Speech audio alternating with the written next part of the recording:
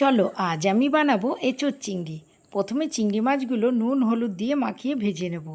চিংড়ি মাছগুলো ভাজা হয়ে গেছে, এবার এগুলো তুলে নিলাম। এই তেলের মধ্যে আবারও একটু তেল দিলাম, তারপরে ফোড়নে দিলাম গোটা গরম মশলা আর একটু গোটা জিরে। ফোড়নটা একটু ভেজে নিয়ে একটা বড় সাইজের পেঁয়াজ কুচিয়ে রেখেছিলাম সেটা দিয়ে দিলাম।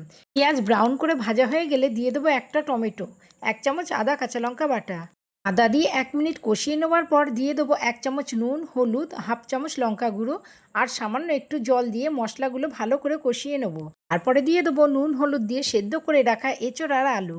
এবার দেবো খুব সামান্য চিনি, চিনিটা আপনাদের স্বাদ মতো ব্যবহার করবেন। তারপরে দেবো ভেজে রাখা চিংড়ি মাছ।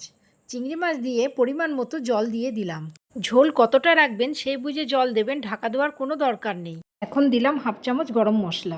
এঁচোড় আর আলু দুটোই সেদ্ধ করা, তাই আর চাপা দিলাম না। ঘি দেওয়া যায়, কিন্তু এই গরমে ঘি আর দিলাম না।